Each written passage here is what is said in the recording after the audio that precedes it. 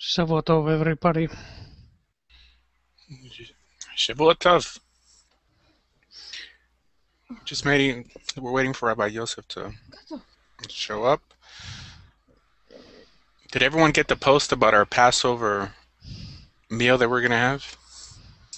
Yeah, I saw it. Okay. All right. So we're trying to set up the same type of package we had for the conversion. As a matter of fact, we are going to do conversions also within those days during Passover. I mean, not on Passover, but perhaps during Chol Hamoed. But we're going to advertise that separately. So in case anyone, has friends who are like-minded, we're going to limit these conversions to people who agree with us instead of people who are just trying to, I don't know, adopt the ideologies of mainstream Judaism. So we're going to do that also during Passover, trying to kill two birds with one stone. And we're probably going to do the Seder in the hotel. So when you guys stayed in that hotel, did you notice if they had a banquet hall there? I wasn't aware. If it was in a different part of the hotel that we never saw. Yeah, 'cause I think that'll be cool. It's like contained in the hotel.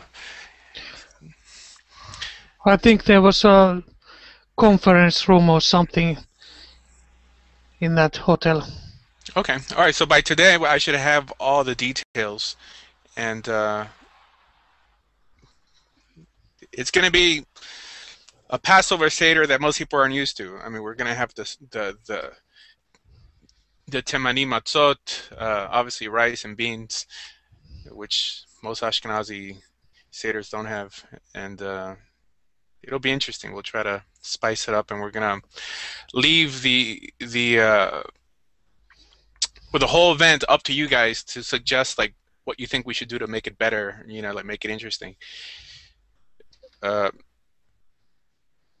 like you already know, Passover, it's actually going to be 4 days. 4 days of like a meal, the first 2 days and the last 2 days, and this is not including Shabbat. So it depends. Like if we don't get a lot of people, like we might just do it in the parking lot of our building in the back. But we've started getting a lot of people from the local Messianic synagogue coming over, and I think they may want to convert, so they're probably going to start bringing a lot more people.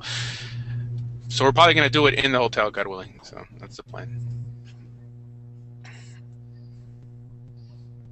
Can anyone make it here?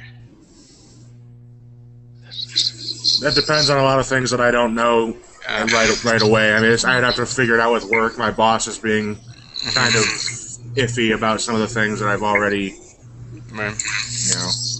Okay.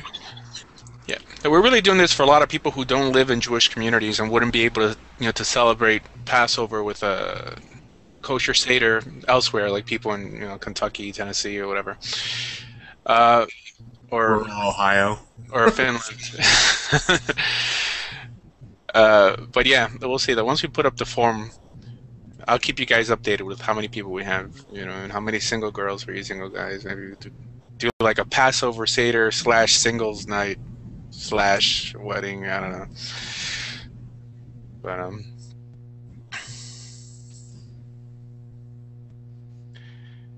and what else is new? Anything new with you guys? Any things people want to thank God for this week? I'm alive. I see your hair is growing back, so that's a good thing. Hair is good. What's the temperature in Finland, Yair? I think it's quite warm here. Now it's -3 below 0. Fahrenheit? Celsius. So what's that in Fahrenheit? Like 30 degrees? I don't know. We don't use Fahrenheit here in Finland. We used to Celsius things.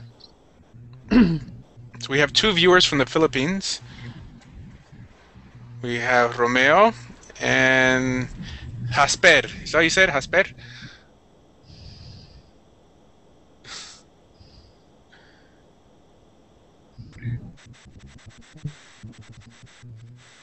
Oh, well, right. In Spanish, I mean J is ha. You know, so, but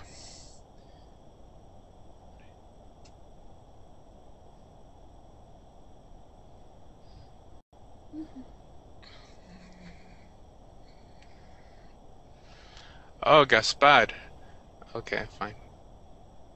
So according to the Catholic Church, Gaspard was one of the three wise men, supposedly, that visited the J-man. And Joseph is in. Joseph, let's do a mic check there.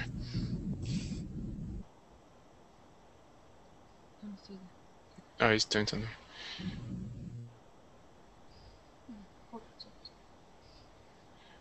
Can't hear you. It means. Hello? Yeah, there you go. So, There you go. oh,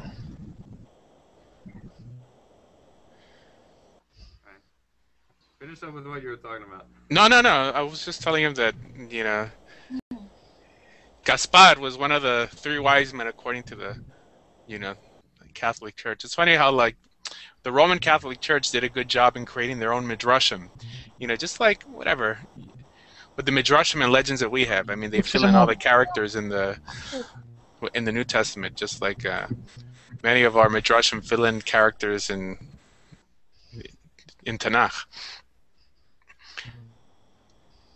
So Yosef, so being that you're using a microphone that's on the screen, well, you could talk loud, and then it'll sound good, unlike before.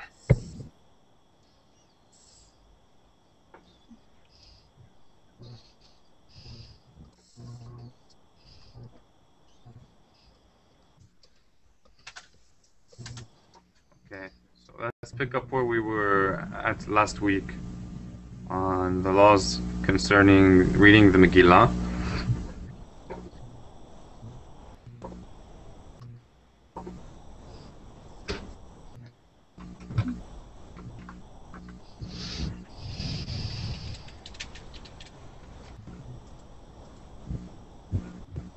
Just gonna pull up for you guys the English instead of waiting.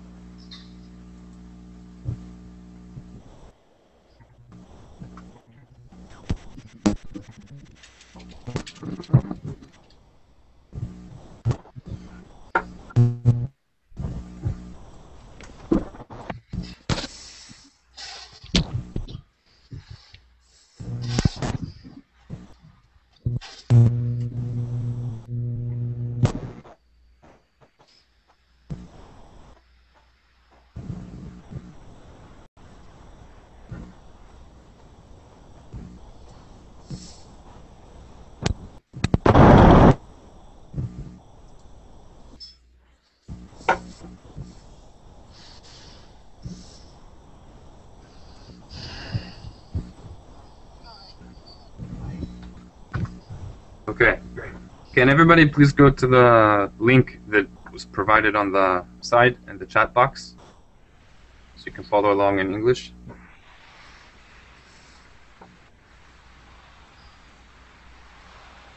Hello?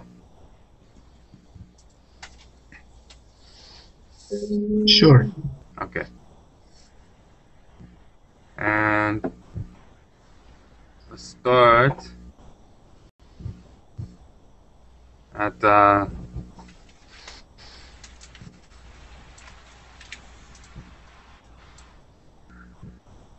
let's start at the 12th law. Somebody want to read that for me? Try to get this more interactive. Get a few people to read. Just read this one law, Halakha 12.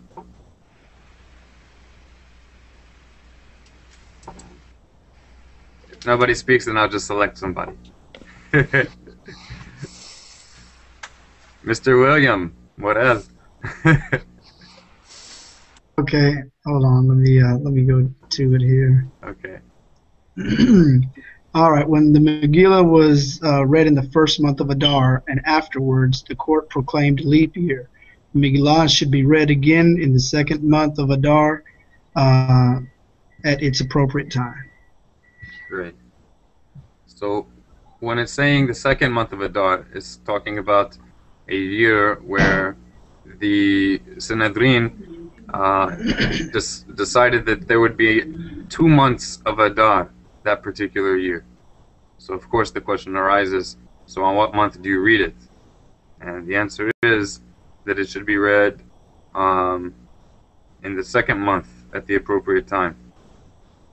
And the reason for this 2 months of Adar every now and then, which we also have nowadays every few years, is because while our months are based upon the new moon, our holidays must remain in specific seasons.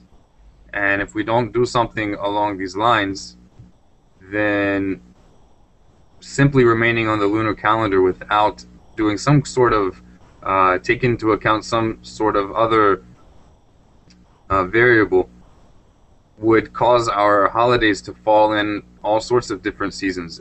Every few years, one holiday would end up in a totally different season, and that's a big problem when it comes to Passover. Okay, everybody understand? Have any questions on that?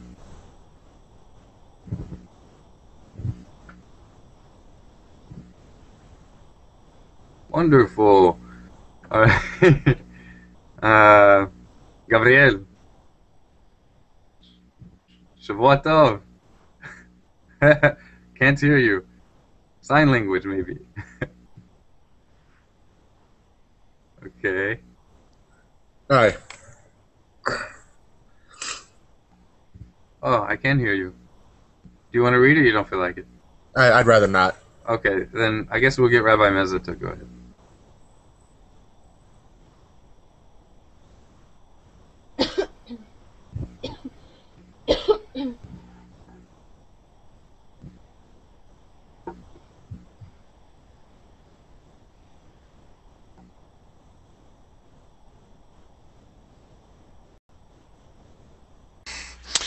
The Megillah should not be read on the Sabbath. This is a decree enacted so that one should not take it into one's hands. I'm on the right halacha, right? 13? Yeah. Okay. So this is a decree enacted so that one should not take it into one's hands and bring it to a person who knows how to read it, thus carrying it 4 cubits in the public domain. Everyone is obligated to read the Megillah, but everyone is not capable of reading it. Thus, there is the possibility for such an error to occur. For this reason, if the appropriate time for the Megillah to be read falls on Shabbat, we read it earlier. On the day prior to Shabbat, we discuss the laws of Purim on Shabbat to commemorate the fact that it is Purim. Okay. Any questions on that, everybody? I think there are more people in this room than actually appear on my screen. No. There shouldn't be. There's 6 or 7, not including. Well, 6, not including you. And not including you as well? Oh no, that's including me. Okay. All right. Then go ahead, William. Yes. Oh, you want me to read the next one? Okay. If you don't mind, yeah. Hang on a second. What is imputed when the 14th? No, I'm sorry. What is implied when the 14th of Adar falls on the Sabbath? The inhabitants of the unwalled city should read the Megillah earlier on Friday. The inhabitants of the walled city should read it at the appropriate time on Sunday.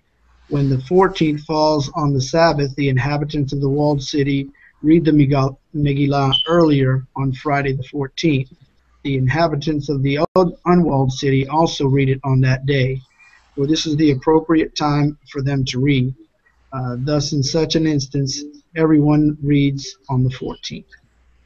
Great. You want to continue? Sure. All right. Go to the next page. I went to chapter 2. Do I continue at chapter 2? Yeah, that's right. Okay.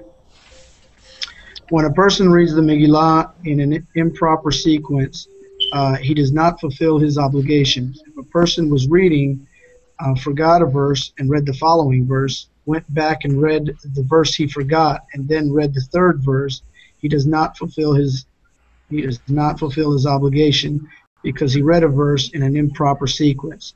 What should he do instead?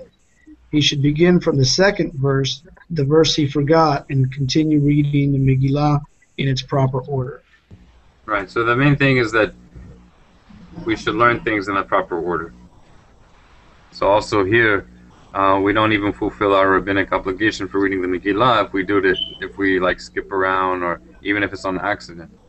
So if we skipped a line, we don't fulfill it by reading the line that we accidentally skipped to, and then reading the line we jumped over, and then skipping on ahead and not reading the one that we accidentally read. So it all has to be in order. All right, continue. Yeah. Okay. Okay. Should one encounter a congregation that has already read half of the Megillah, one should not say, "I will read it, read the latter half together with this congregation, and then go back and read the first half," or "This is reading in improper sequence." Instead, one should read the entire Megillah from beginning to end in order. Or "This is reading in improper sequence." When a person reads a portion and pauses and then goes back and continues reading, since he read it in order, he fulfills his obligation, even though the entire Megillah could have been read while he had paused. Great. Okay. Rabbi Meza.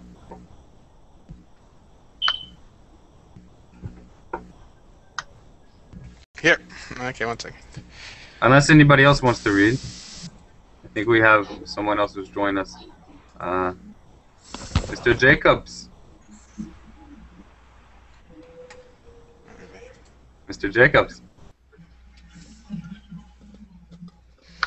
Is your mic on? So we're on the third halakha? Would you mind, Mr. Jacobs, would you mind reading the current halakha that we're on? I'll provide a link if you need it.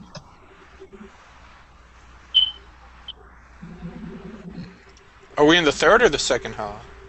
Okay, yeah, because I'm following along in the Hebrew. So let's see. Sometimes the order is different. Okay. William. Where did you pause? Let's see. Yeah, the second halakha, right? You finished? Okay. All right. Yeah. So the third halakha. Second. That's right. Okay. So, halakha 3.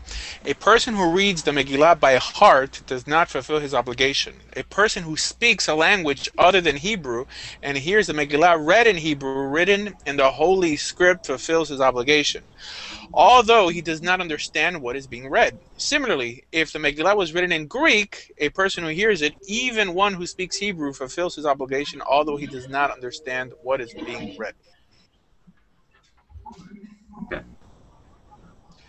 So this shows a different side from the widespread practice that is used to justify saying prayers only in the Hebrew language rather than in one's native language, even if a person doesn't know the Hebrew language. And that is true. You can fulfill your obligation also to do the daily prayers, even if you don't understand what you're saying, if you do it in Hebrew. But that's on the assumption that at least the first section of our prayer in the Amidah, you're saying with intention. And how do you have intention even though you don't understand what you're saying? So the halakha states that you have intention by imagining, wow, there's some kind of click that's very distracting. I don't know what that is.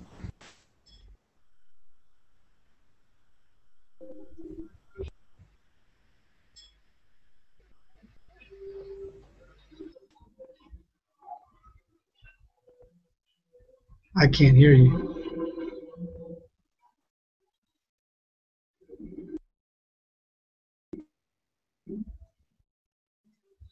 I can't. Can you hear me? Yeah.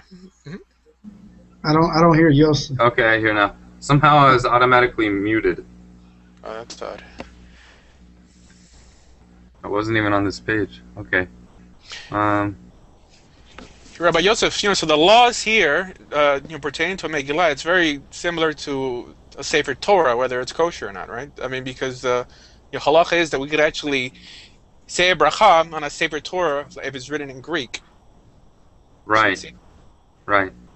But, okay, so I was going to point out that this halakha shows the concept that is widely known about the Hebrew language, that also in our daily prayers you can pray in Hebrew even though you don't understand what you're saying.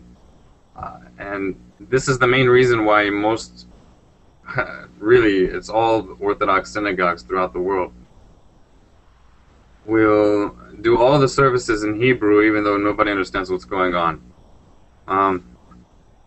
Although you could fulfill your obligation technically by praying in Hebrew without understanding what you're saying, that's on the condition, and our sages expounded upon this, that's on the condition that at least in the first blessing, which is said in Hebrew without understanding it, that even though you don't understand it, at least you will have intention that you are standing in the presence of God. So you have to have like a mindset that you are in awe of God and being aware of His greatness, in contrast to your smallness, to arouse humility and fear of God.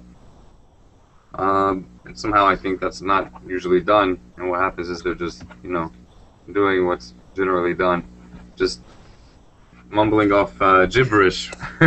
They're not even necessarily reading in Hebrew. They think they are, but it's not even Hebrew really.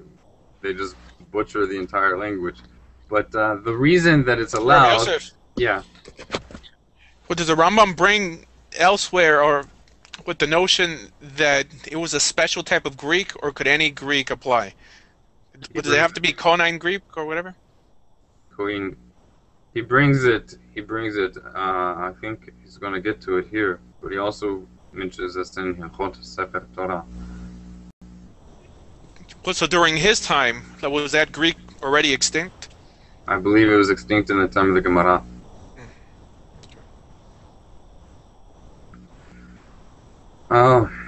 So the real reason that it was allowed in Hebrew to be read, even if you don't understand it, is to facilitate learning of the Hebrew language, so that the person would eventually be able to understand it.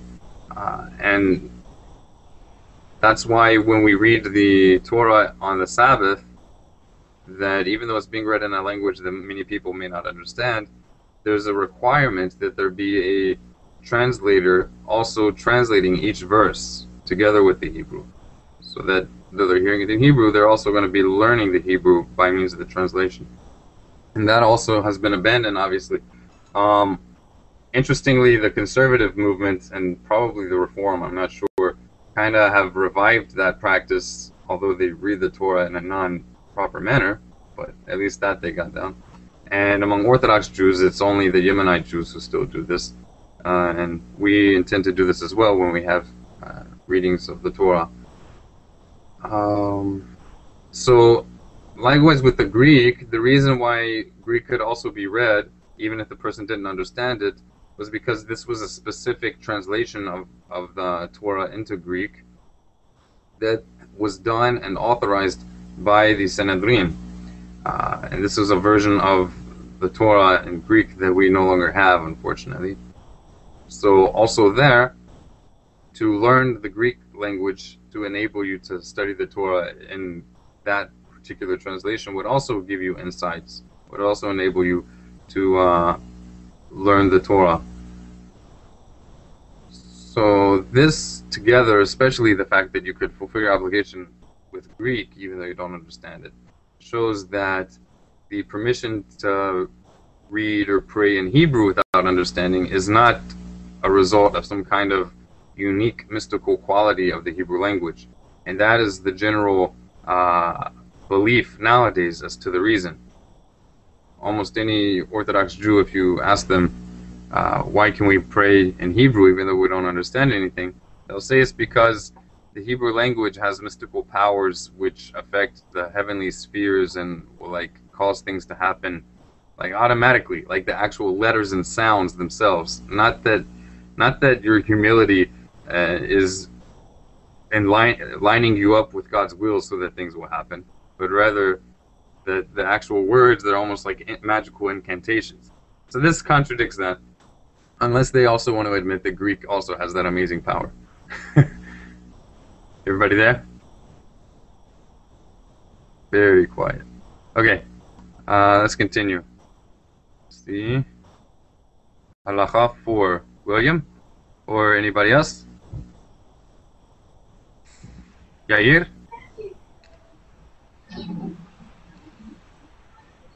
I'll read it. Mr. Dasher. Okay.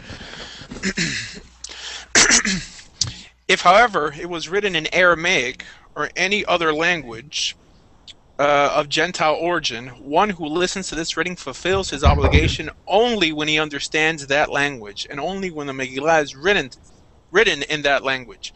In contrast, if the Megillah was written in Hebrew and one read it in Aramaic for a person who understood that tongue, one does not fulfill one's obligation. For one is reading by heart, and since the reader cannot fulfill his obligation, the person hearing it read by him also cannot. Somehow I think that wasn't understood. I'll read it again.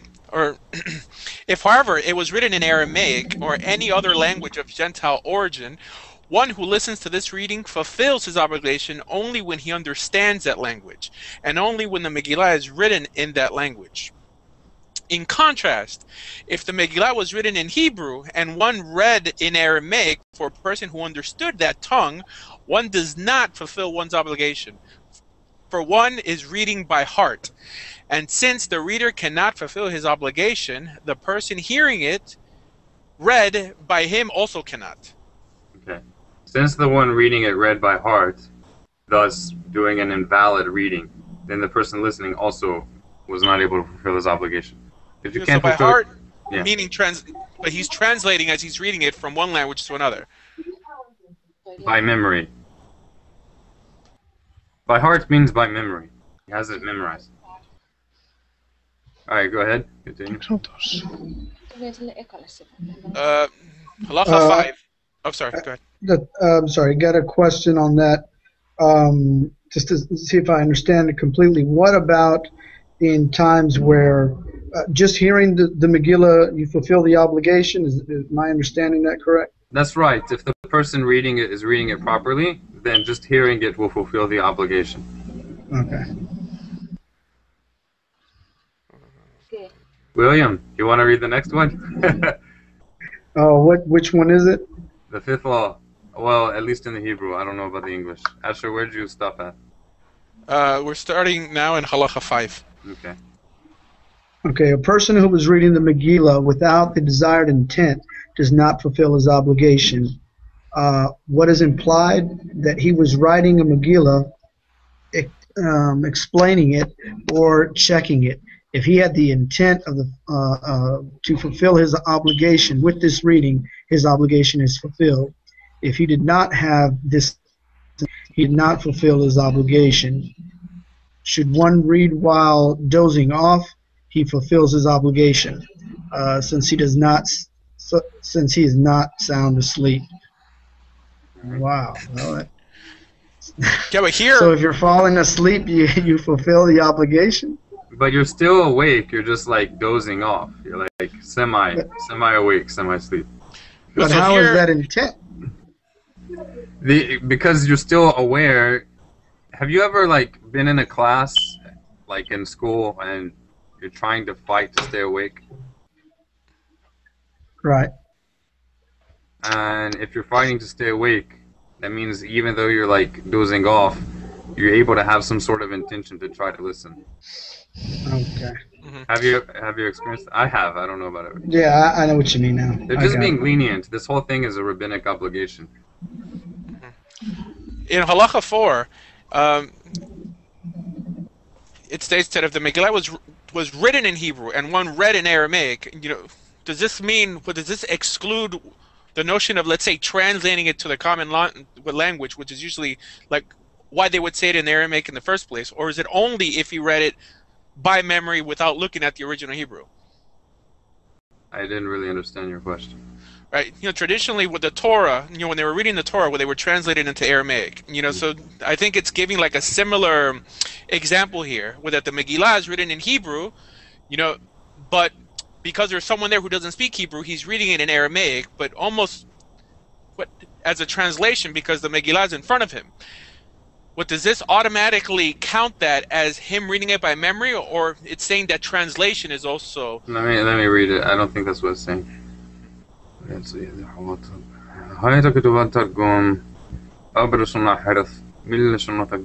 it was written in the Aramaic translation or in any other language of the nations, he doesn't fulfill his obligation in reading it if it was written in that particular thing, other than Greek. Okay. So here it's explicit that a person can fulfill his obligation from reading the Megillah written in another language other than Greek or Hebrew. He can fulfill his obligation doing that on the condition that he understands, that he knows that language. Alright? Okay. And this is on the condition. This is also on the condition that while being in a language other than Hebrew or Greek, it's also written in the letters of that particular language. So it can't be written in Chinese, but using Hebrew letters. It can't be written in Arabic. The Chabad translation leaves that out, by the way. Ah, really? Yeah. It doesn't say anything about letters, or it being, like written within the characters of that language. Yeah. Yeah, it says, and this is on the condition that it'll be written with the writing of that language. I see. What halakha? It's 5? 4. 4. Okay. 4.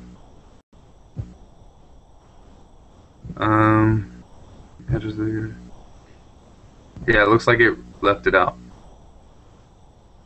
And also, but the part that I'm referring to is not on the reading, but on the person hearing it. Yeah, so I'm getting there. Okay, fine. So we already know that, that already excludes one of the things that you asked about.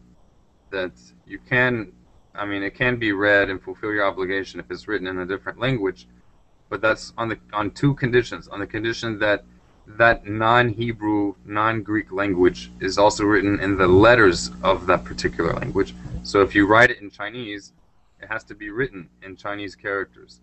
If you write it in Arabic, it must be written in Arabic letters. And the person listening must understand that language as well. Ah, that's what was confusing. Okay. I see what you're saying. Okay, when it says, oh my gosh, I can't believe they translated it this way. Wow, it looks like they butchered this halakha. I don't know how they translated it that way. Okay.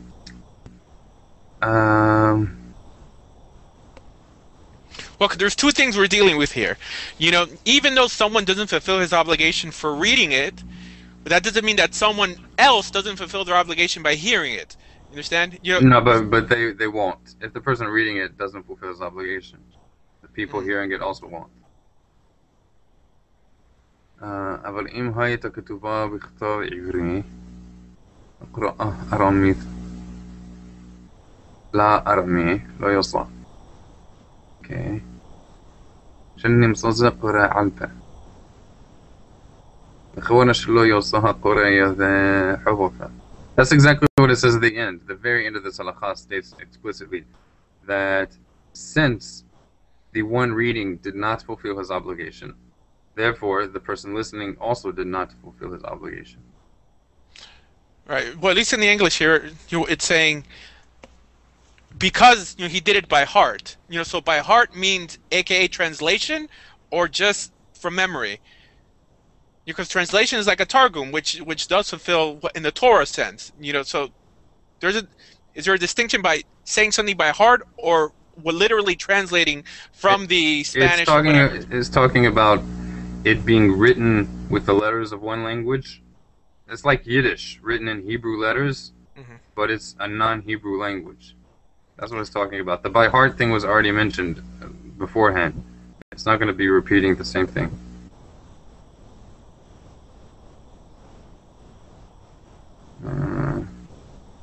You want to go on to the next halakha? So we're on 6. All right, go ahead. Anyone wants to read 6? Anybody? Miss Wiseman? I think you're muted. Read halakha 6. Yeah. Do you have it up? Halakha 6.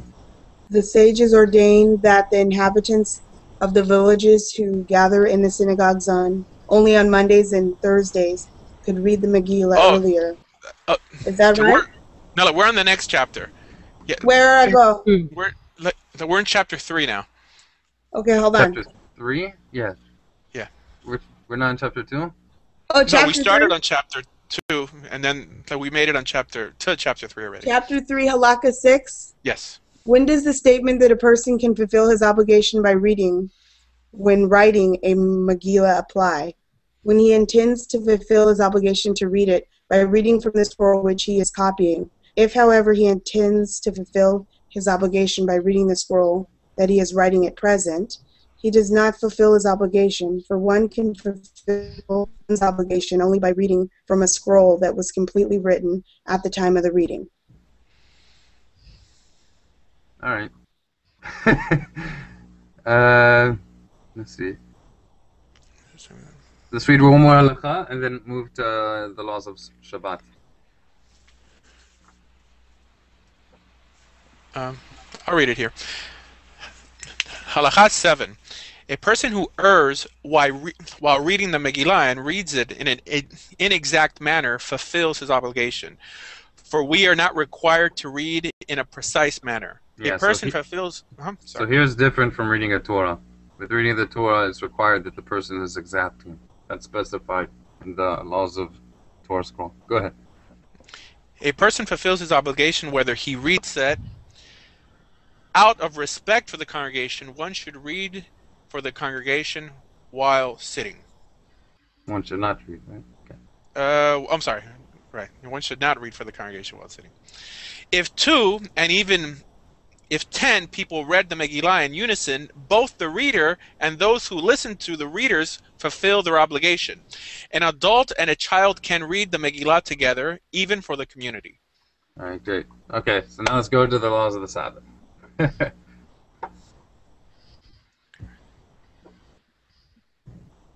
All right, I got a question for Asher. You mentioned a rabbi who said that because we shouldn't use electricity because it's a tradition. A custom, right? A custom, right? What was his name? All I got was Rabbi Shlomo ben... No. Rabbi Shlomo Zalman Auerbach. Auerbach, I believe, is Auerbach. And he's alive today. Like, he's one of the biggest rabbis. What was the last name again? Just write it out, Asher. Write it in the chat. I'm sorry. Yeah, I'm sorry. Okay, let's see. Bach, that's his last name. Okay.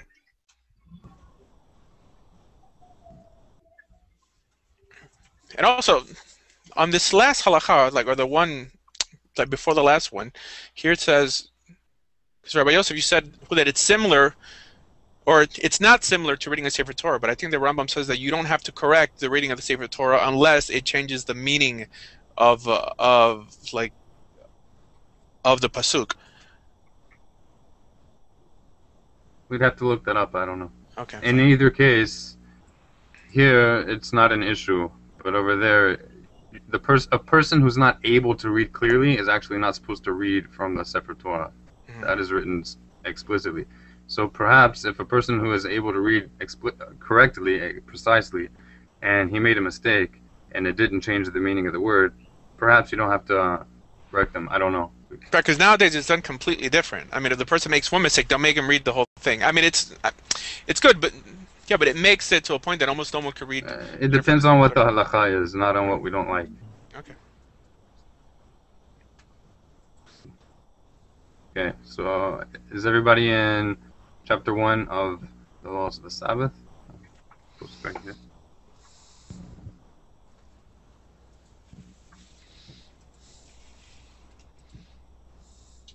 And the truth is, the way that they read the Torah today, I mean, the person who is reading really shouldn't be reading, because they read so terribly.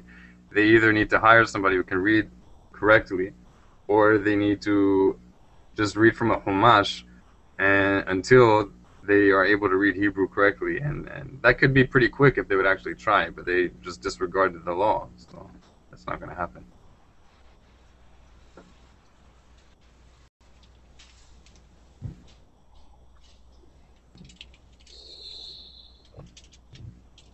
Does anybody here remember the 3 terms that we learned last week?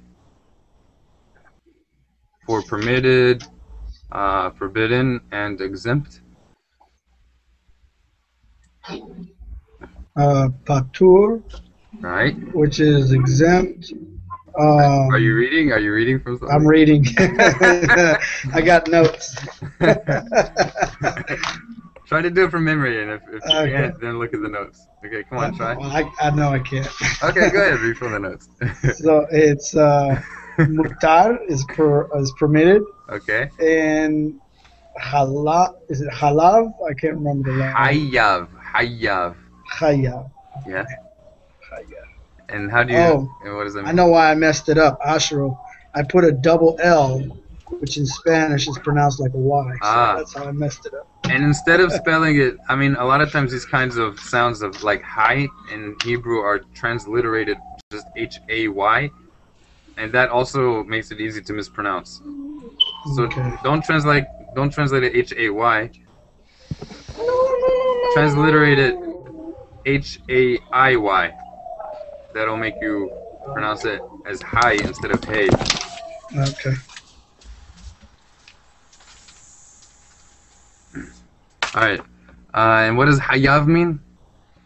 Means liable. Okay, great. Okay, so how do you say forbidden? Do you have that written down? Oh no, I don't have that. Okay, Oh. so Yeah, I don't have that. Go ahead. all right, does anybody else have the word for forbidden? These are basic Hebrew terms. So somebody mentions karet. If a person gets karet, that means they did something forbidden, but karet actually means to be excised or cut off.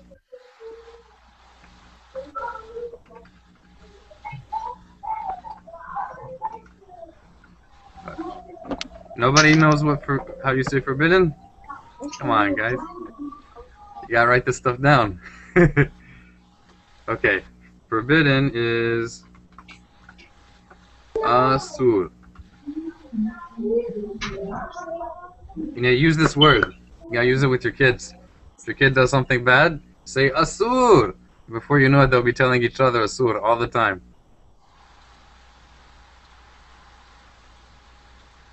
Everybody get that?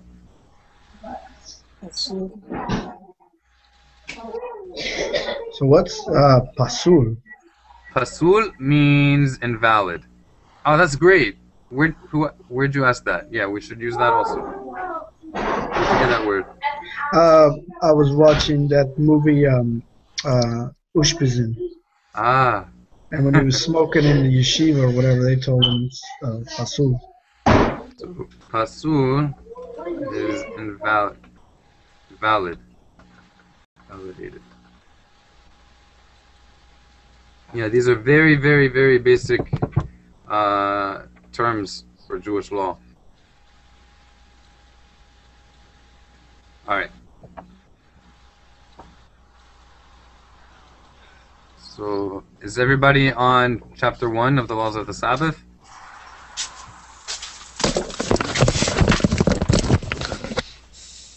Here you go. I provided the link. Somebody wants to go over there. Mr. Mayo, you up for reading some halachot again?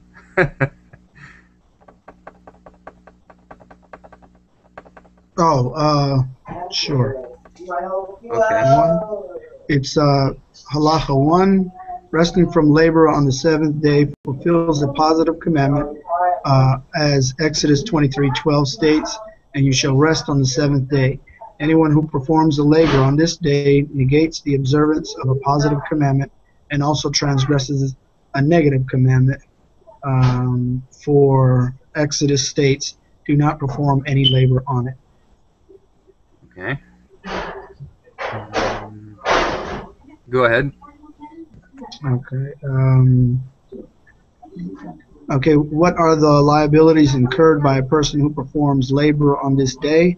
If he does so willingly, as a conscious act of the defiance, he is liable for karet. If witnesses who administer a warning are present, he should be stoned to death. If he performs labor without being conscious of the transgression, he is liable to bring a sin offering of a fixed nature. That just means a regular sin offering, a standard sin offering. Anybody have any questions about that?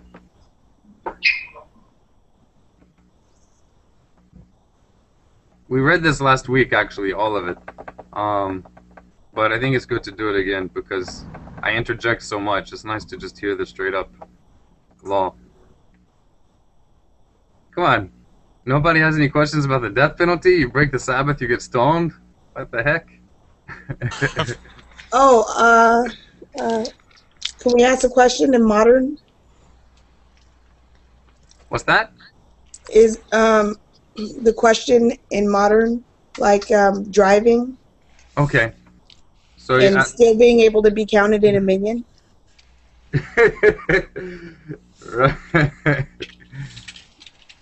I mean, yeah. I've heard women complain about that. Yeah. So we're going to get to this, and well, I'm going to answer your question, but we're actually going to see that somebody who publicly violates the Sabbath, he acquires a status, kegoy. He acquires a status that he's to be related to as a non-Jew. So not only should he not be included in a minyan, a quorum of 10 kosher Jews who enable us to do certain things in Jewish community worship, but he's supposed to be related to like he's not even Jewish. That doesn't mean that his biology is denied, that like he was born to a Jewish mother. That doesn't mean that we say that's not true. And it doesn't mean that if he had any children with a Jewish woman and he was a Levite, that his child will not be of the tribe of Levi. That's not what it means either.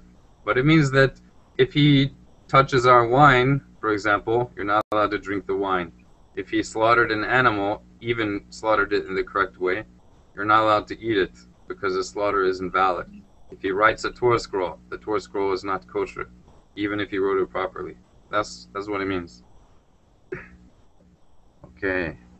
So I'll just go ahead and state, since nobody asked the question.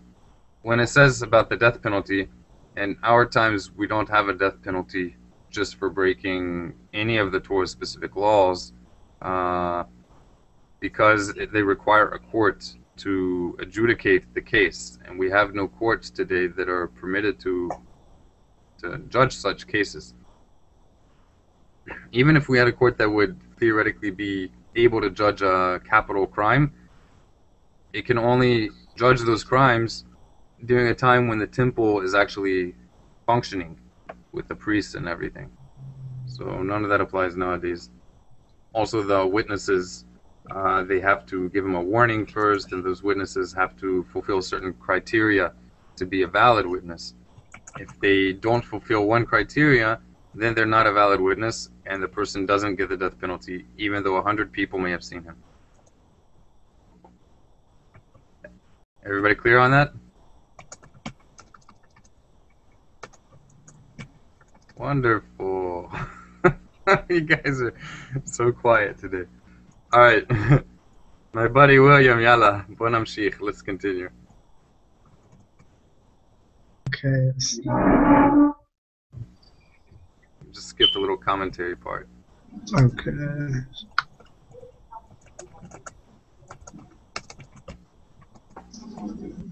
Halacha 2.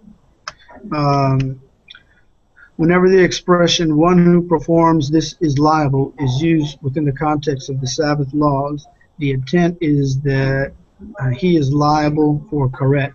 And if witnesses are present and administer a warning, he is liable to be stoned to death. If he performs such an activity without being aware of the transgression, he is liable for, well, it sounds like the last halacha. Sounds like what? It sounds like the previous halacha that we just read. It sounds similar, but it's different. So the last one stated this, but this one is stating the implications, and it's also stating any place. So this halacha is letting you know that this is going to be the general way that the terms are used in this whole book. Because some of these words could be used in other ways. So he's telling you they're only going to be used this way in this book concerning the Sabbath. Okay. Anyone other than Uomero knows what the word here in Hebrew is when he says that one who performs this is liable? Anybody here know what liable means other than Mr. William?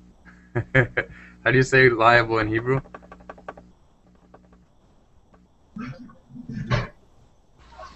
Did I say Marel? Or Muriel?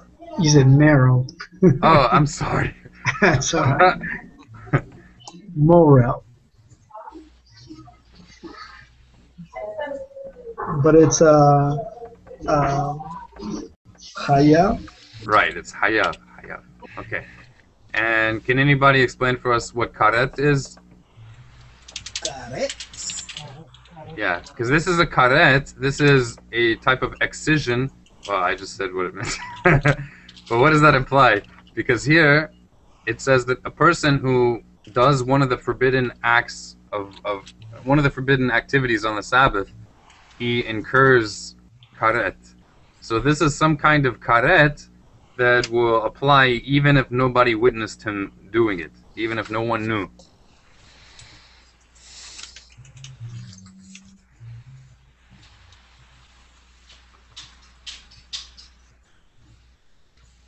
Feel free to take a guess. Oops.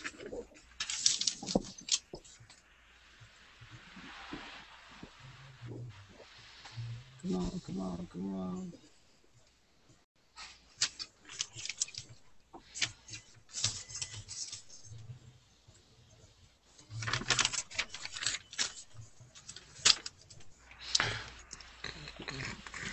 What was the question you asked?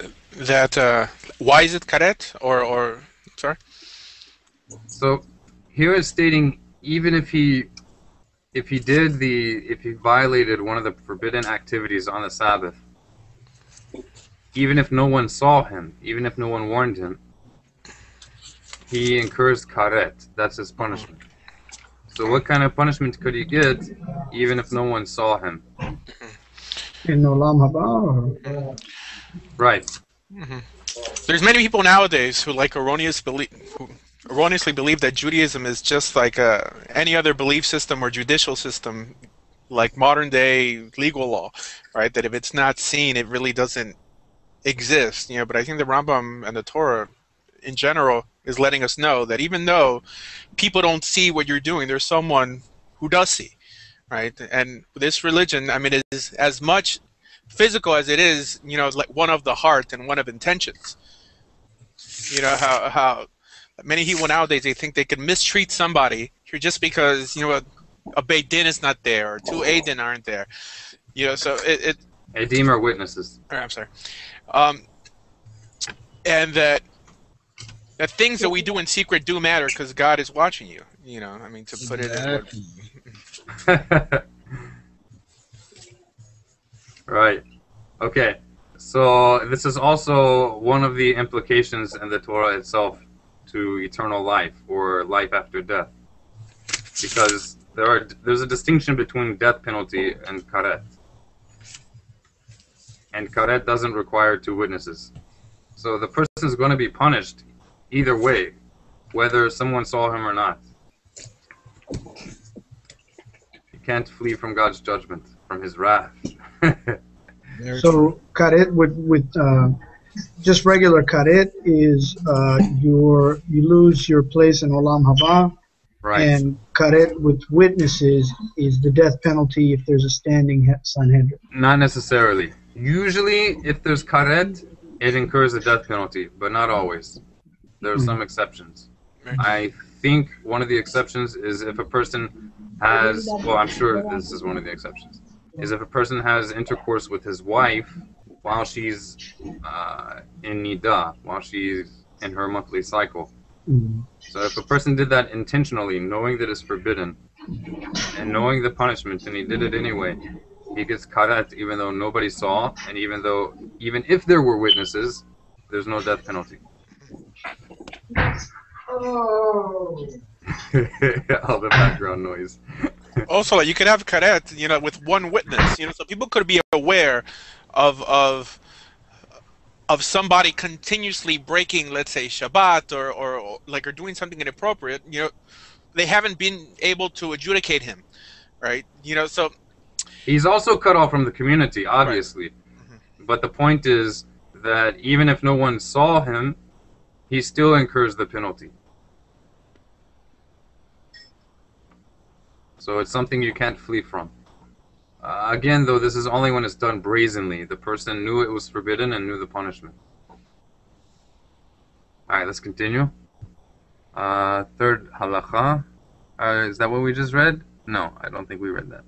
You want to go ahead with the third halakha? Mr. Murad? Is that right? That's right. I think I knew that. I don't know why I said moral. My mouth got lazy. Where are we on the third one? I think we are on the third one. Okay, whenever the expression "one who performs this is not liable" is used, the intent is that he is not liable for karet, for execution by stoning, or for bringing a sin offering. It is, however, forbidden to perform this act on the Sabbath. In such an instance, the prohibition is rabbinic in origin and was instituted as a safeguard against the performance of labor. A person who performs such, forbidden labor specifically. Okay. Not all types of labor are forbidden. A person who performs such an act is given stripes of defiance. Similarly, when the expression "this should not be performed" or "it is forbidden to do this on the Sabbath" are used, the person who performs such an act as a conscious act of rebellion is given stripes for defiance. Letter, I need your laundry. Any questions? All of them. Look up under your bed, look on the side of your bed, look in your butt, your closet, everything that's a month dirt. Any questions about this? Anybody? All right. Okay, so halakha 4. We have, yeah. So who is this? Just a moment. I know somebody was there. Mr. Brown. Yes, sir. How are you? Oh, not bad. Took the words out of my mouth. How do I pronounce your name? Is it Raja? Raja? Well, it's English Delroy, but I always put a little bit of Hindu on it, Del Raja, or a little Latin on it, Del Rey. Which you know, my dad named me Delroy, mean off king. That's why he gave me that name. You know. What do you want us to call you? Just say Del Raja if you want to put a little bit of. This is pretty. Sounds pretty magnificent. So. Yeah, or Del Rey, or even Del Rey. Del Rey doesn't. Del Rey. I like Latin. You know, a bit of Latin twist to it. Do you want to? Do you want to read the next law? Did you get the link? Did you get the link? No. I don't have the link here. Would you be willing to read the next one? Oh, why not? Of course. Okay. So do you see the chat box? Yes, I do.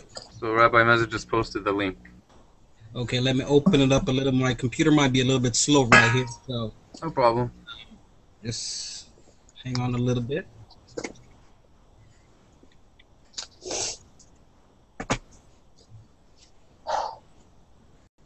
As you know, in Hebrew, the J doesn't pronounce, so Del Raj is a little bit. There's a way of doing it. Or Del Rey. Del Rey. Del Rey is, or Del Rey is more Hebrew. Or Jewish. There's a way of making a J in Hebrew, but that's a different topic. Yeah. Oh, hold on. My page is loading here still. Okay. Okay, I'm up. Where are we? Where should I read? You should read halakha number halakha 3, 4, 5. Halakha number 5. Number 5. Right. Okay. It is permissible to perform an act that is permitted on a Sabbath, despite the fact that it is possible, but is not an absolute certainty that as a result of one's action, a forbidden labor will be performed, provided one does not have the intent to perform that labor. All right, okay. So let's discuss this first, and then you'll continue. Did everybody understand that? Because this is very important, and this is, if you'll think about it, this will make a big difference between the kind of like quasi-paranoia that's widespread in the Orthodox world concerning the Sabbath. Okay. So that is that even if there's a possibility that a forbidden action will result from doing something that's permitted, as long as it's just a possibility, but it's not for sure going to happen, then you're still permitted to do that permitted thing, even if there's a possibility that the permitted action could likely result in a forbidden action being done as a consequence. So just because there's a possibility of something forbidden being the result of the permitted action, that doesn't make the otherwise permitted action become forbidden. Does that make sense, or is it too much repetition? Yeah, it does make sense. Of course. Okay, and let me test you a little bit, mister. Some practical example, please. Okay, yeah, so... Practical examples, okay. All right. So, lamaisa, that's how you say practically, lamaase, walking on grass, or walking across your floor, and you see that here and there are some bugs or little ants walking around. First of all, killing insects like ants or little bugs are a rabbinic prohibition on the Sabbath. But there is a Torah prohibition to kill any kind of animal that is commonly killed or hunted, okay? But bugs that are not, or any kind of animal that is not typically killed, typically hunted, they are not forbidden from the Torah to kill. But they're rabbinic, they're not from the Torah forbidden to kill, but they are rabbinically forbidden to kill. Now, so if you see these, even if you saw an animal that is forbidden to be killed from the Torah, not just rabbinically, and you see it and it's small, like grasshoppers, for example. In Yemen, it was common to seek out grasshoppers, trap grasshoppers, and eat them. They're kosher. Well, certain types are kosher. So let's say there are grasshoppers here and there on your floor, and it's in the night and you can't see so well, you're not forbidden to walk across your floor just because there's a possibility that you're going to kill one of those suckers. Go ahead. Just walk your merry own way, and if you hear a splat, you heard a splat. No big deal, okay? Even though to intentionally do so would be a violation of the Torah, and to do it brazenly, high-handedly, would incur death penalty. But despite that, as long as your intention is not to actually go killing it, and as long as it's just a possibility, but it's not certain to happen, you're still allowed to walk across your floor even though it might happen. Is that a good example? That's a good example. All right. Same thing with grass. There are Yeah, insects in the thanks. grass. You may be killing them, but it's not But necessarily the case. unintentional. Right, right. However, if it's for sure that you're going to kill them, then you're not allowed to do it. If there are so many grasshoppers or roaches in your floor that there's no way you're not going to kill one, then you're not allowed to walk.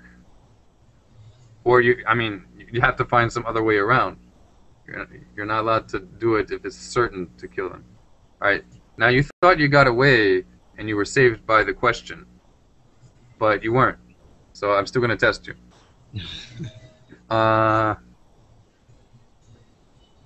Del Raja. Del Raja. Yes. How do you say obligated or liable in Hebrew? Obligated or liable? Yeah, and don't look at your notes. Well. It's okay if you don't have it. I'm sure there are others. Okay. No. Okay. But when you're put on the spot, repeat it again. when you're put on the spot, I was only concentrating on the English word. when you're put on the spot, this is the way it helps you remember. There you go. I totally understand. Okay, does anybody else know how to say obligated or liable in Hebrew? They're the same word. And Mr. Morel, if you know, All right, I'm gonna guess. without looking on the paper, can you get I'm it? not. I'm gonna guess. Okay, I'm probably gonna get it wrong, but No, chayav. that's perfect. Is it right? That's right. Yeah, that's right. Hayav. So that means what? That means I just forgot. Come on, just guess You again. just said it. You'll get it. Chayav is obligated. Right? Okay. Or it can also mean Permitted. liable. Liable. It Okay. can mean either obligated or liable. All right? Is it I am or It's just obligated or liable. Whether it means I am or he is, that's different. Now, how do you distinguish the Is it the context that tells you whether? It could. There are different conjugations that could make it he became liable, she became, or will become liable. But if you just take the word hayav, that simply means is liable. Okay, it's singular masculine, so it would refer, hayav would only technically be applicable to he or oneself if you're a single person in masculine. So hayav could really only be used in Hebrew for he is liable or I am liable. Alright? But that's in Hebrew. If you're using it in English, the English usage of it, they use it for everything. The Orthodox world, or the whole Jewish world, they don't really conjugate Hebrew when they mix it in their English. They usually just use the simplest form. So you can't really learn Hebrew grammar that way, but you can build your vocabulary that way. Okay. All right. So, Raja, one more question, and then we'll get you to continue with that law. All right? Yeah. You up for it? I'm up for it. All right. I'm using you now. Okay. That's totally okay. Okay.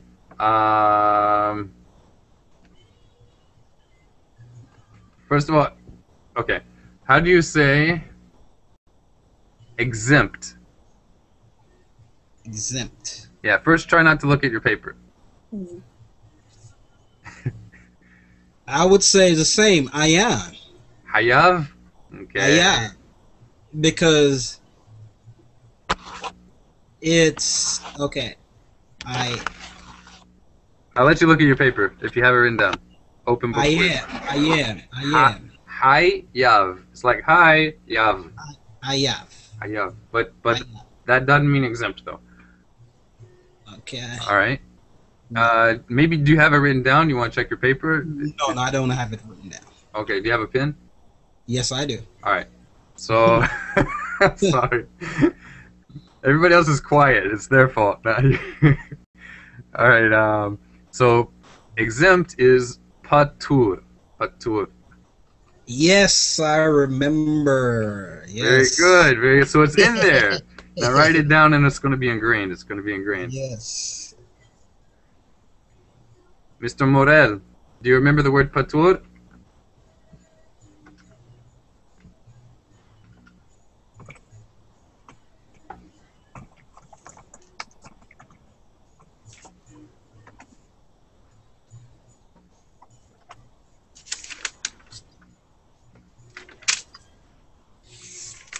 Is anyone there?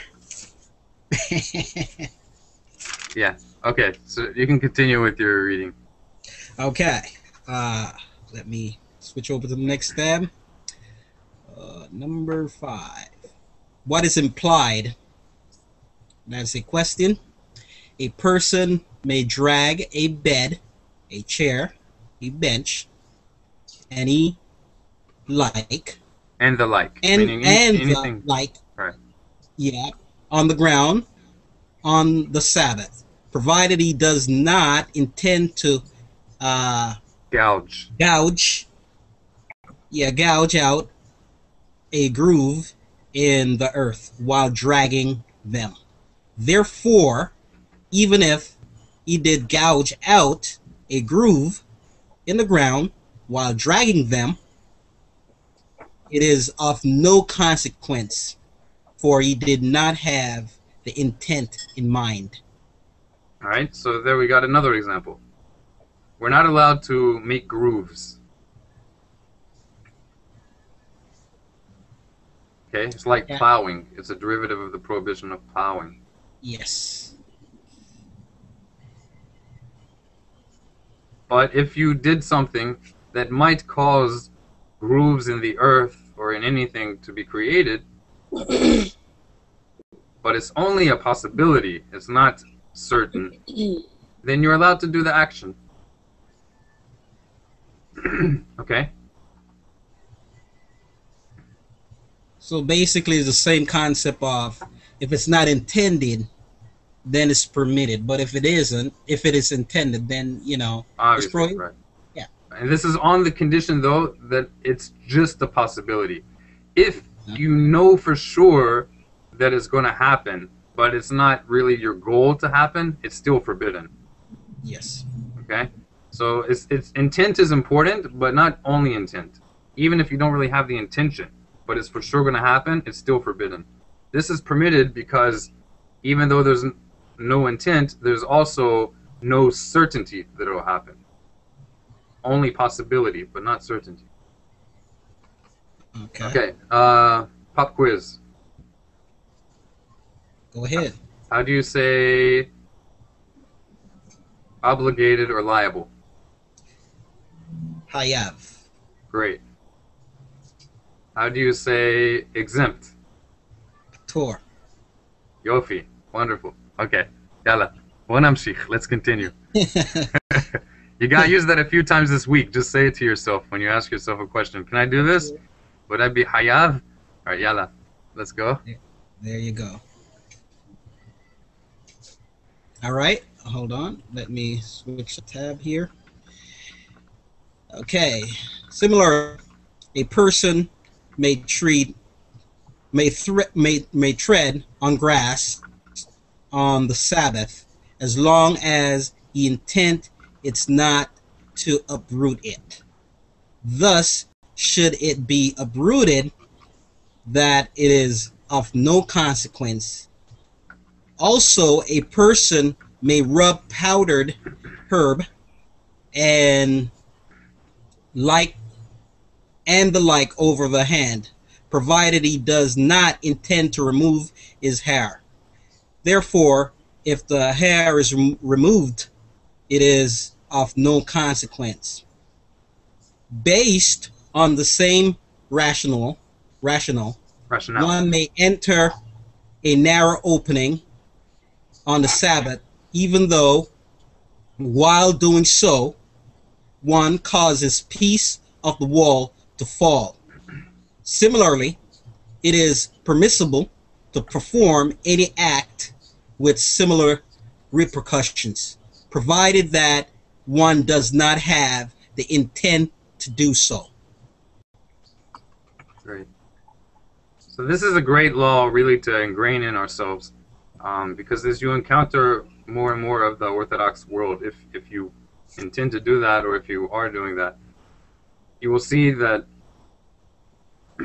I mean, you may not realize it, but there are many things that are now assumed to be forbidden, although there's no actual source for them being forbidden, but they're actions that have come to be forbidden over time in the Jewish community because rabbis over the ages have decided that everybody should be taught not to do this or that because they might possibly come to do a prohibition.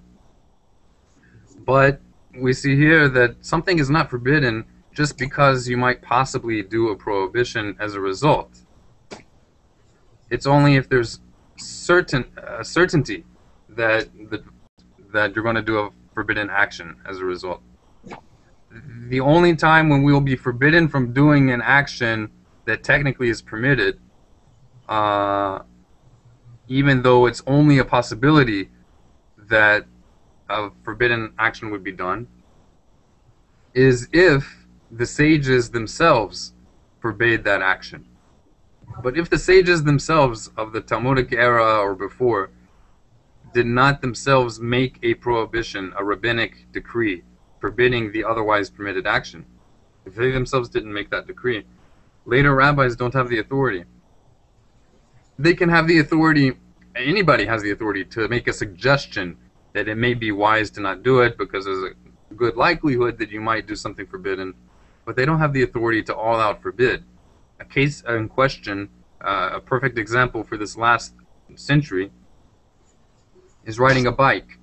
If you assume that there's an eruv, if you assume that there is a barrier that encompasses the parameters of a certain group of houses or house of Jews who have created a common meal that allows them to carry from inside their house to outside their house within that barrier that surrounds their few houses.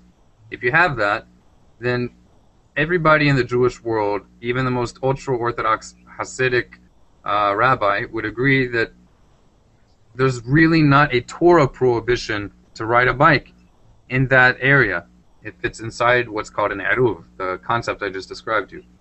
However, no one does this today. Why do they not do it? Because they say, even if you have this eruv, which would allow you to ride your bike around, because there's a possibility that the chain on the bike might come off the gears, it may fall off or whatever, and you're not going to be able to ride anymore, then you may be tempted to put the chain back on, which would be fixing something that's broken, and that is a forbidden labor. And so since riding a bike may cause you to do a forbidden labor, you're not allowed to ride a bike, even in an eruv, even where you're allowed to carry. All right, so this is a perfect example. Okay. So does taking in mind the law that you just read, is that the correct approach? Actually, I really think so, and yes, I think it is. Yes, you could ride a bike, right? But if say for instance, as you said, if the the chain fall off the bike, and then you gotta get off, and you have to put that chain back on, right? Then that will be prohibited. Right, that's correct. It'd be prohibited. As basically work, right? Some type of. It's right. The concept of work are specific things that our sages explained.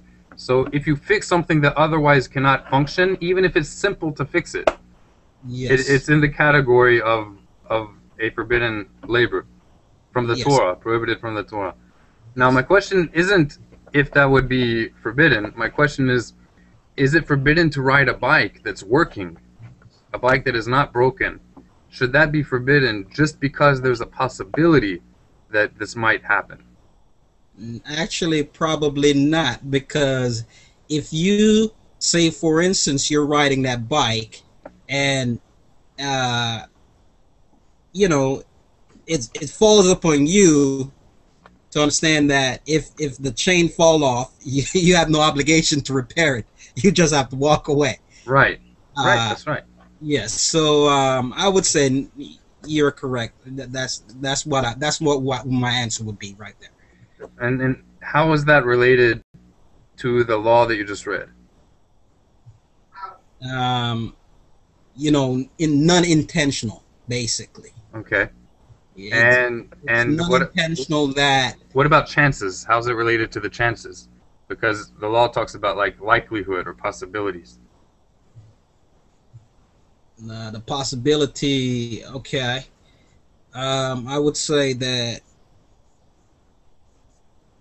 you know, the likelihood of you, say for instance, you're walking on the floor and there is a lot of insect on the floor, and you're, you know, you have to find another way. So the likelihood of you basically, the chances are, you know, it's not certain that your gear is going to fall off in the first place. It's right? Not certain. Exactly. In fact, we know, because we're like, I mean, we don't live in some place where they're that poor that they don't even have bikes. So we know that doesn't usually happen, actually. Their point taken there, actually.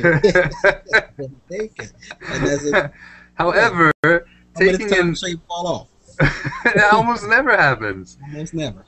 However, even if it were to happen more often, considering the law that we just learned, even if it happens 70% of the time, would you still be allowed, or would you be forbidden to ride the bike?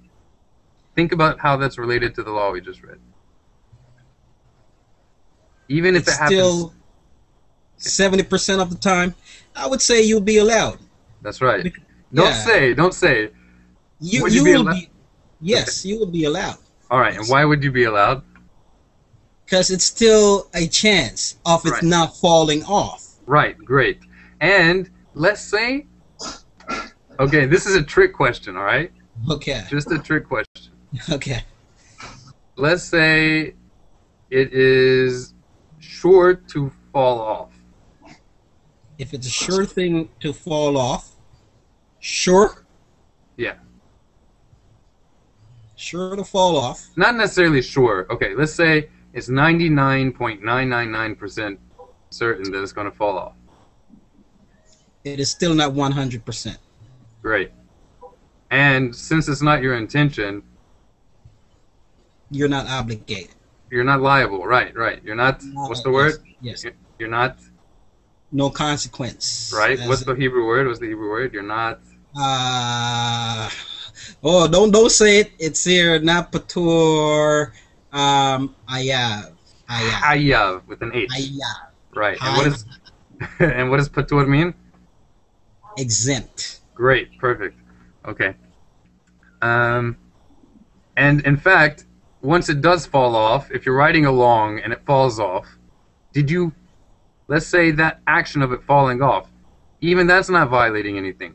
So even if there's a 100% chance that it's going to fall off, and then it does, you still didn't do it. If that was an indirect result, the only prohibition here is that you put it on, that you fix it. Yes, that's the work in the process. Yes. Great, very good. Yes. Okay. Mr. Morel. Yes. Boker Tov. Boker Tov.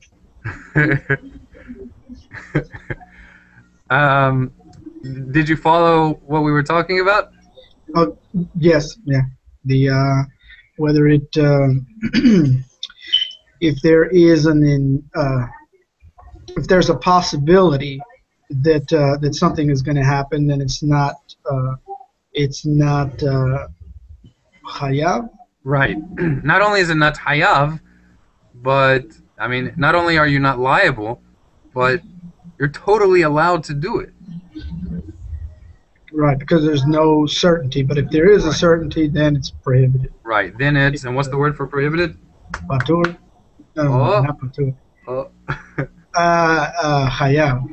No, wait, okay. If it happens, then you're hayav. Then you're hayav. Then you're liable. But it's right. forbidden. How do you say forbidden? Come on. It starts with an a. Asur. Asur. Great. Kol hakavod. Good job. All right. Okay. Do you want to read the next law? Which law are we on? We are on Number 6. Yeah. Number 6.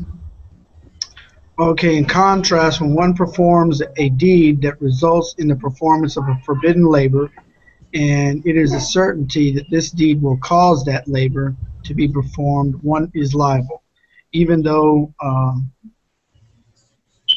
one is chayav, right? Right, right. So one is chayav. One did not intend to perform the forbidden labor.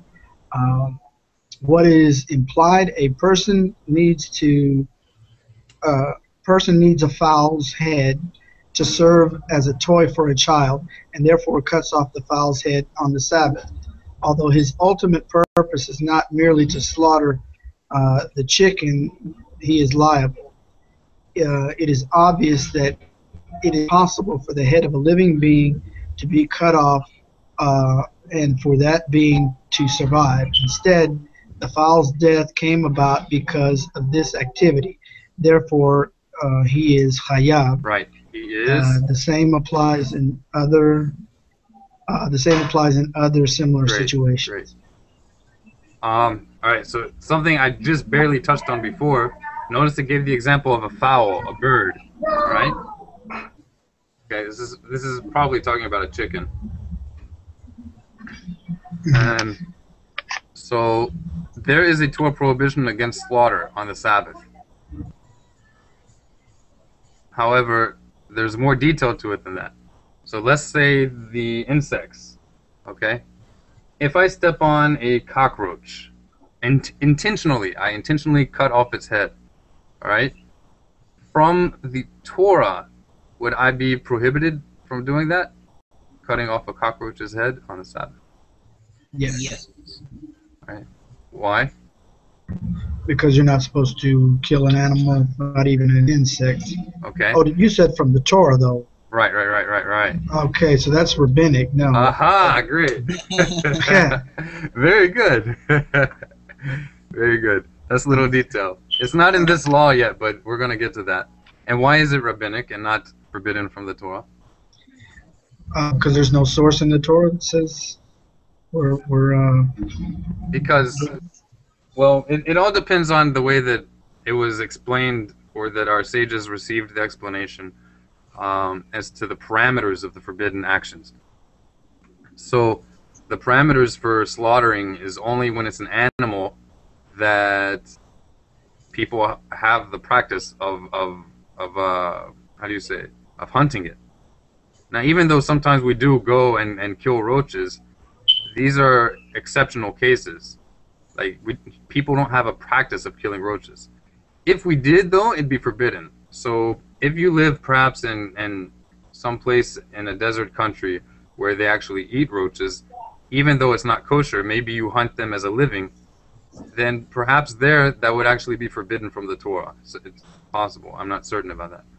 But definitely in Western countries, that's not going to be forbidden from the Torah whatsoever. But it's forbidden rabbinically. Rabbinic. Right. So in that case, if you did it, then you did something that is how do you say it? Asur. Right. Asur. You did something that's asur.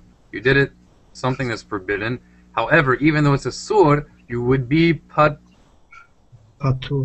patur. What does that mean? Exempt. Right. So it's forbidden, but you're exempt. Asur, aval, patur.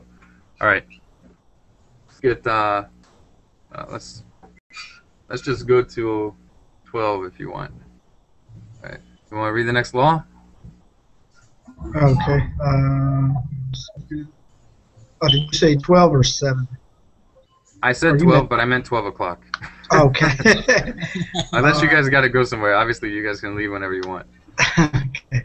All right. Anyone? We're on 7, right?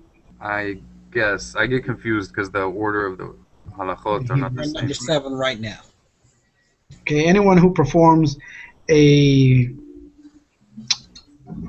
All right. I'm trying to think of the Hebrew word. No, it isn't hayab, right? Forbidden. What's forbidden? Asur. Forbidden is asur. Ask Deraja. Deraja. What is liable? Help him out.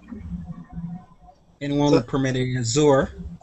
Well, Asur. forbidden, Azur. right? It says anyone who performs a forbidden, which would be asur, right? Right. Okay, so anyone who performs an asur labor, even if he has no need for the actual labor he performed, is liable for his deed, is chayav for his Great. deed, right?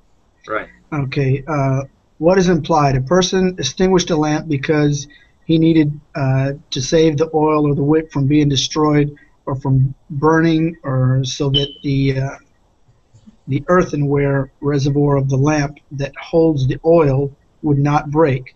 Since he had the intent of extinguishing the lamp, even though he did not do so for the usual purpose of extinguishing, but merely for the sake of the oil, the wick, or the earthenware, he is asur. Oh, Liable? what does asur mean? Hayab. Hayab. Okay, liable. Great. Asur is what I'm getting lost. It's okay. Look at the beginning. Look at the beginning of the halakha. Forbidden. Okay, Right, he's right. liable. Okay, so hayab. Okay, similarly, a person who moves a thorn moves a thorn 4 cubits in a public domain, or extinguishes a coal so that many people will not be injured by it, is hayab. Right? Although the usual purpose served by extinguishing the coal or moving the thorn is not important to him, and his intent was merely to prevent injury, he is chayav. The same applies in other similar situations. Right.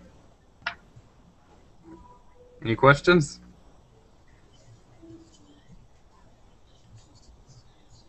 I think I butchered that halach.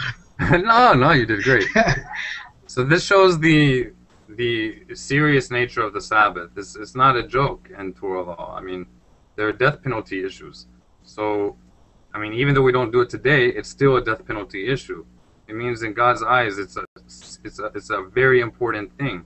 So much that to the extent that even if there's something, I mean, we're not talking about loss of life here, but we're talking about even if there's something that could cause someone some kind of pain or injury, not life-threatening, however, that we are to allow that thing to stay as it is rather than break the Sabbath.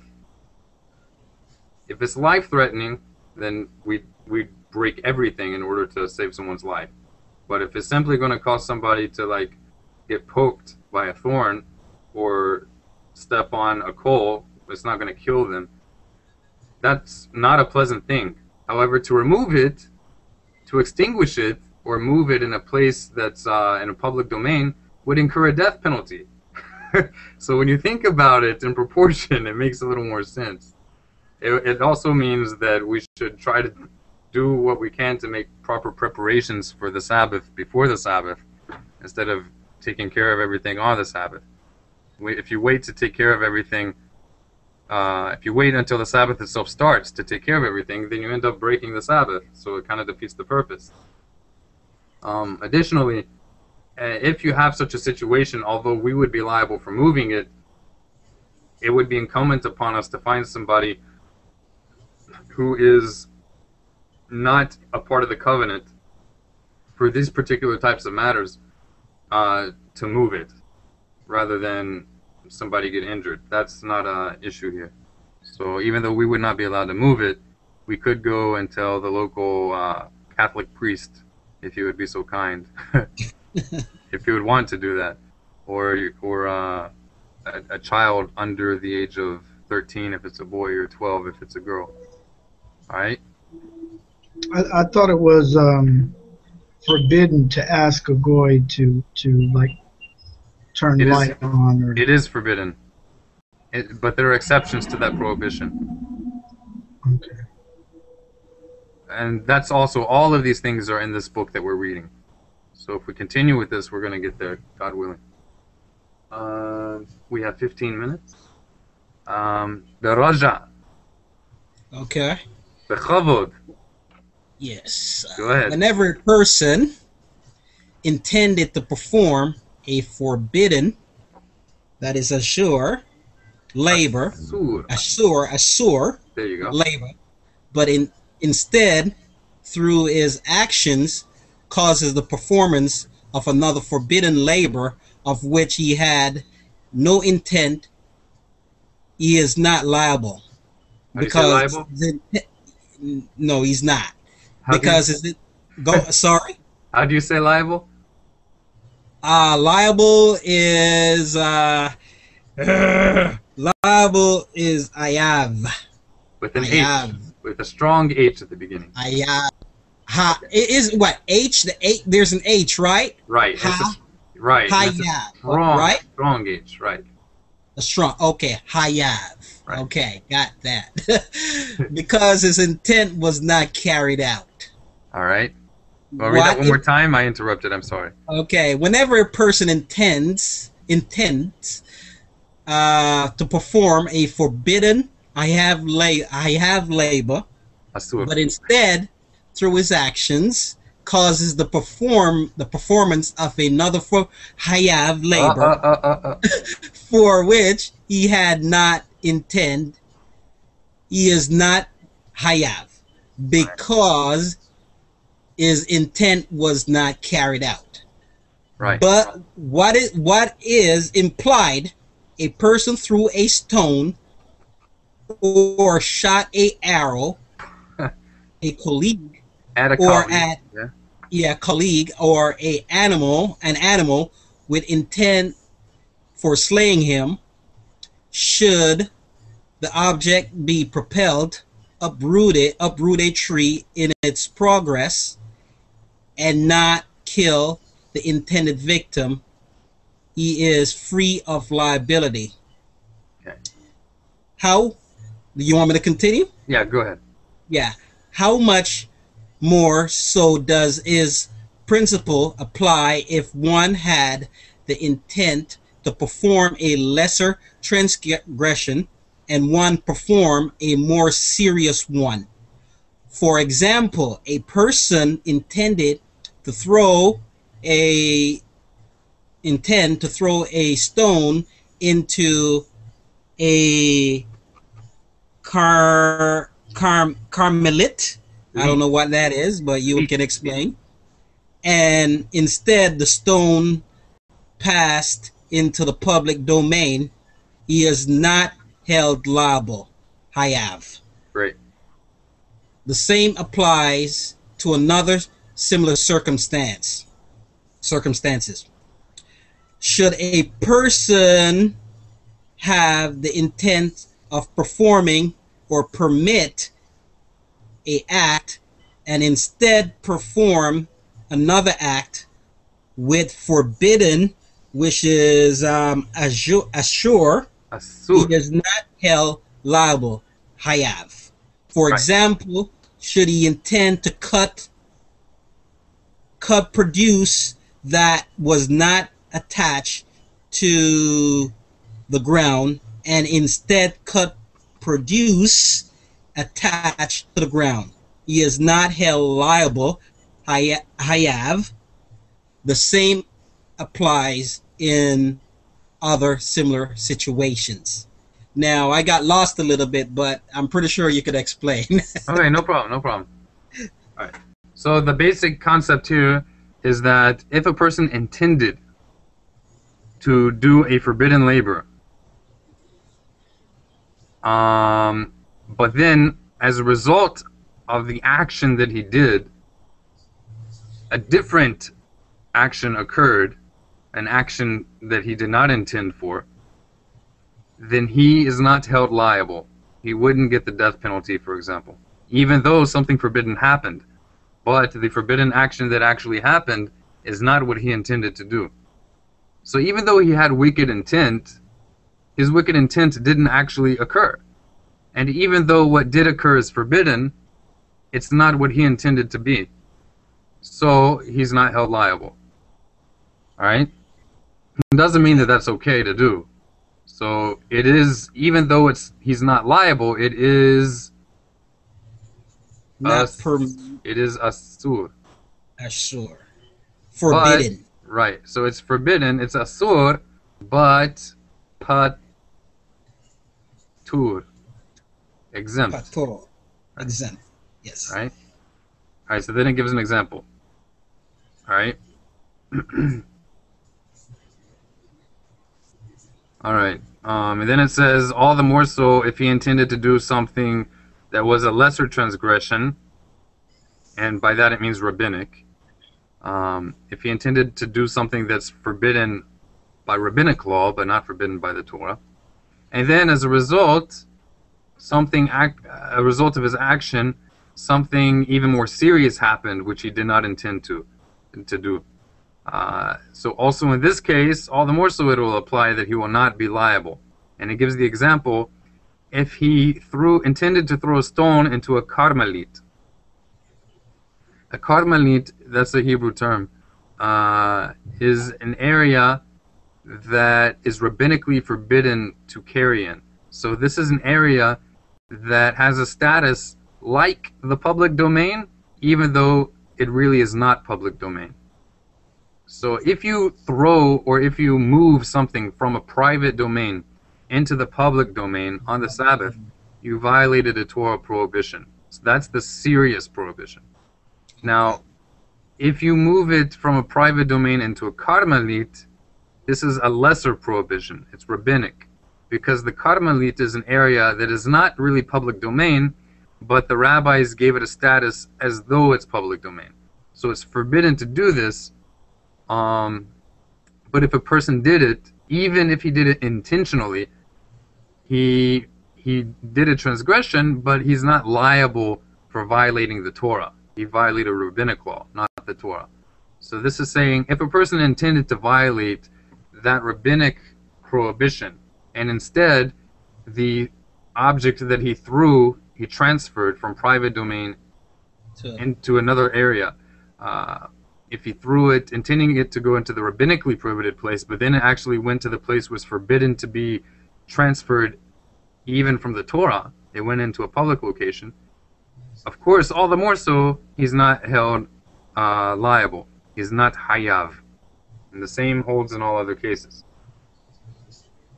If he intends to do something that's totally permitted, and instead something forbidden occurred, of course also, all the more so, he's not liable. For example, if he intended to cut produce that was not attached to the ground, he intended to cut some, I don't know, parsley, alright? And he thought it wasn't attached to the ground, but actually it was sitting in a little pot in his kitchen, and he didn't realize it, because it was like on a ledge, under the ledge or something. So he started cutting it. Right? Well, actually, even that'd just be rabbinic as far as I remember. But still, so he's cutting it thinking it's detached, in which case it's permitted, but it's actually still attached to the ground. He's not liable. The same is true for all situations. So we're also not allowed to detach plants from the ground on the Sabbath. Okay. That would be harvesting, right? Right. Very good. Mr. Merrill, you want to go ahead? We have 6 more minutes. I did want to ask a question about I did it again. I'm sorry. Morel. I said Merrill. I'm thinking of Merrill Lynch. I wish. Anyway, okay. So, can I ask a question? I had a question about the public domain and private domain because I remember hearing a sermon. Of course, it was a conservative rabbi, and he said we can pick up a sofa and carry it upstairs to the upstairs room, but we can't take a feather outside. That's correct. So I'm happy that he said that. I'm very I well, he admire was it. complaining. Yeah, but he didn't deny it. His was At least he actually didn't an deny it. objection, but you're right. He was right. But so I was also a little. I don't understand what the. I mean, it appears to be that you're still like if you're rearranging your house, in my opinion, right, you're doing melacha because you're creating something, right? You're creating a different environment, but it's allowed to do that or permitted to do that. So it's not, see, there are 39 categories. There's specific categories of forbidden actions. And these are all tied in with things that occurred in the temple. But this is part of the oral law, not rabbinic law. It's part of the oral law, which is necessitated by the written law. And the written law gives hints to it as well, but only hints. So it's not just any action that's forbidden. It's specific types that fall under one of those 39 types of categories, which we will also get into. They will be listed here eventually. Now, the moving of the couch does not violate the prohibition of transferring from one domain to another if it's moved in your own house. So that's actually an example specifically regarding the prohibition of transferring from one domain to another. So it definitely doesn't violate that. Just because it wouldn't be a violation of that prohibition doesn't mean it may be, does not mean that it's not forbidden because of another thing. It might be forbidden because of another prohibition, but that wouldn't be the one. The transferring wouldn't be the one. Now, I don't think it's, as far as I know, it's not forbidden for any reason. But it would be forbidden, for example, if by moving it upstairs, you're like building some kind of structure.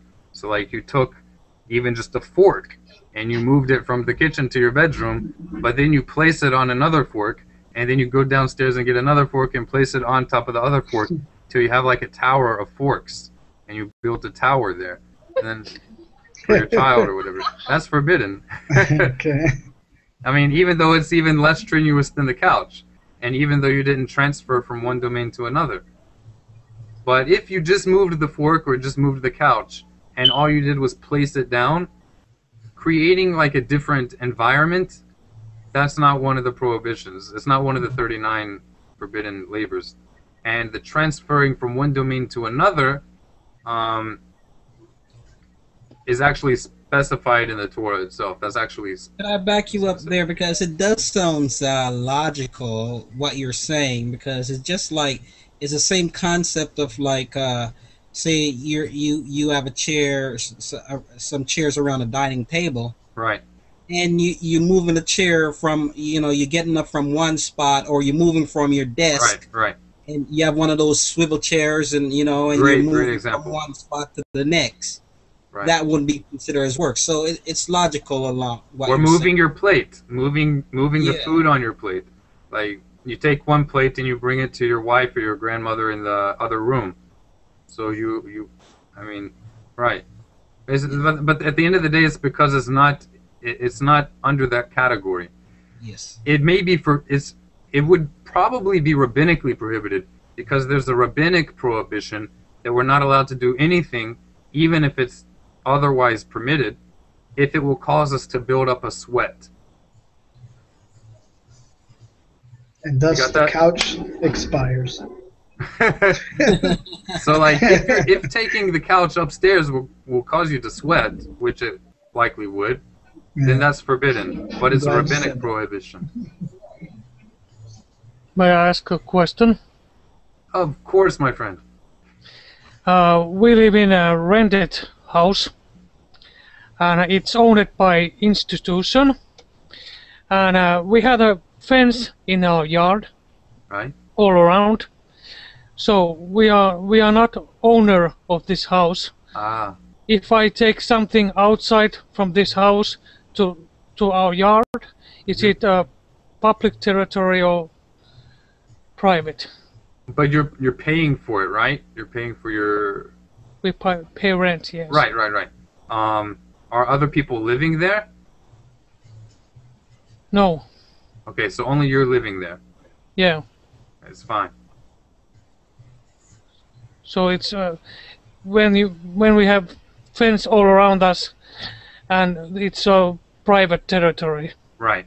Even though you don't officially like own that, but for practical purposes, you own it so long as you're paying the rent. Okay. You're just restricted. You're restricted in the rights of what you can do, but it's yours to live there. I mean, it's yours to a degree. Yeah. Okay. Also, my fence in the backyard, I could carry something into Absolutely. the backyard because of the fence. Right. But how that fence though? It must be at least 10 tefah high. 10 You see my hand? Yeah. This is called this is one of the ancient measurements. From here to here of the average size of a hand, is called a tefah. All right, tefah. I'll write that down. This is also a common term in the laws of the Sabbath. Tefah. And that H you have to pronounce. Tefah. Right, perfect. All right, it's a hand's breadth. Okay, so the height of the fence must be at least 10 of these. So 1, 2, 3, right? And going up until you get 10. If it's under 10, the fence doesn't count. Obviously, most fences are much higher than that. Also, the fence has to be entirely enclosed. If it's not entirely enclosed and there's like a gap somewhere, as long as the gap isn't over a certain width, I don't remember the exact amount. I could look that up if somebody has that issue. But if the width of the breach in the fence, the opening in the fence, is more than a certain amount, then there's not a solution other than to add something extra until the opening is at least under a certain width. And in that case, even though there's a breach, even though there's an opening, there's something you can pretty easily do to, despite the opening, still be able to carry inside. But like if you have a gate or no gate and it's just all fenced in, there's absolutely no issue, as long as it's 10 handbreadths up or more. Okay. Right? Thanks. Right. You're welcome. Good question. All right. Yeah, so that's it for now. Does anybody have any other questions? No, I would say that's it for me. I do. One more. Great.